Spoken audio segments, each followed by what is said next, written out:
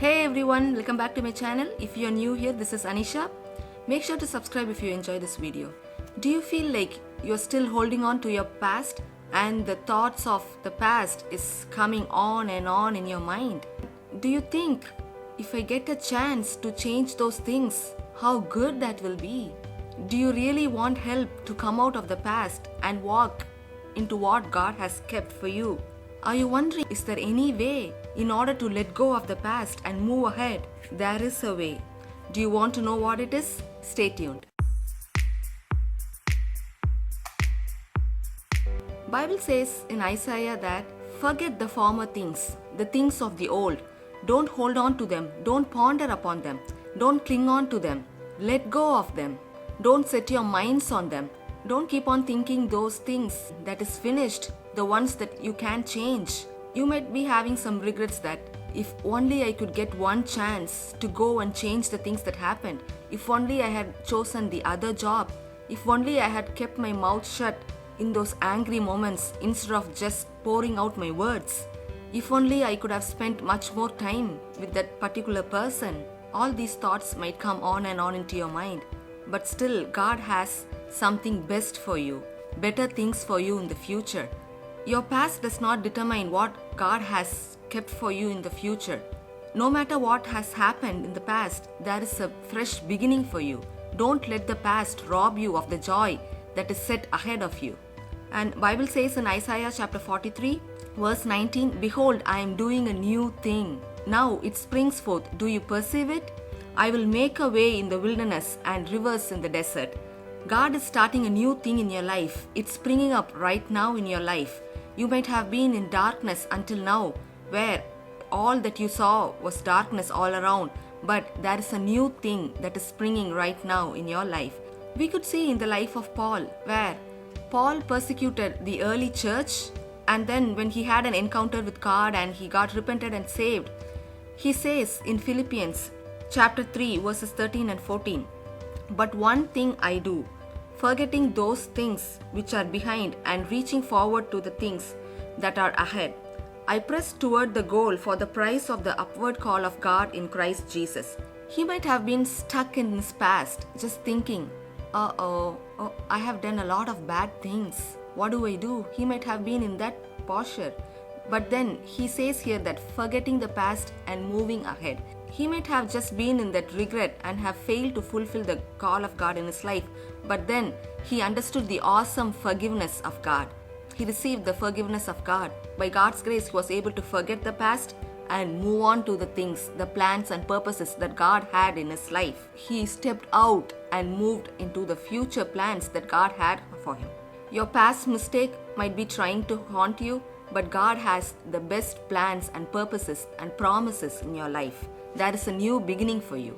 So how to let go of the past and enter into the plans that God has for us? God sent his only son Jesus into this world to die on the cross for us. He took all our sin, our guilt, our condemnation and everything on the cross. He took our place and he finished it all on the cross. Jesus helps you to forget the past and to move on forward. God has great plans for you and purposes for you. Right before you were born in your mother's womb, he has planned everything in your life. But the enemy is always trying to keep you in the past, to hold on to the past, so that you would not step up and move into the purpose that God has in your life, which only you can do. When you submit to him and fully depend on him and rely on him, he's going to give you the best job, the wisdom and grace to handle with relationships. Where you thought you blowed up, God is going to bring new relationships in your life. The one thing that you have to do is let go of the hook that you are clinging on to the past. Let go and trust God and his promises. So when you believe and receive Jesus, you become a new creation. In Colossians chapter 3 it says, "You have been raised to a new life with Christ. Set your hearts and minds on things above where Christ is. For you died and your life is now hidden with Christ in God." If anyone is in Christ, he is a new creation. The old has gone and everything has become new. Your old nature is gone and you are made new in Christ. Earlier we read in the verse that I will make a way in the wilderness and rivers in the desert. There may be some situations that's going on that you might think there is no way something is going to open up, but God says He's going to make a way in the wilderness. The surroundings may look dry. You might think that nothing can come out of it, but God is going to clear everything out and He's going to make a new way, a straight path, a smooth path for you to go through, for you to walk through, for you to run through. Or you might think that your life situations look like a desert where there is no water. Until how far your eyes can see, you could see everything dried up. It looks like a desert with no sight of water in it. But God is going to spring forth rivers of water in that desert. The waters are going to gush out and flow into your life. The river that brings joy, gladness, the river that makes you to rejoice is flowing right now into your life in this dry season. The gushing waters is going to refresh you, to energize you, and is going to freshen you up into this new start, into this new thing that God is doing in your life. In Genesis, we could see that Isaac, he redug the wells that his father Abraham dug earlier. So after the death of Abraham, the Philistines had kind of closed it out, so it was of no use anymore. Isaac redug those wells and water sprang forth. And Isaac gave the names that originally Abraham had given them. God is going to redug the wells that have been closed in your life, that have been stagnant, that was closed for good. God is going to redug those wells so that fresh springs of water, rivers of living water is going to gush out from those wells. Rivers of blessings, rivers of health, rivers of protection. The well that people might have clogged or closed or filled in, nothing good might have not come out of it until now. But God is redigging it. He is giving you a new name. He is lifting your head high. He is reminding you that you are His beloved son and daughter.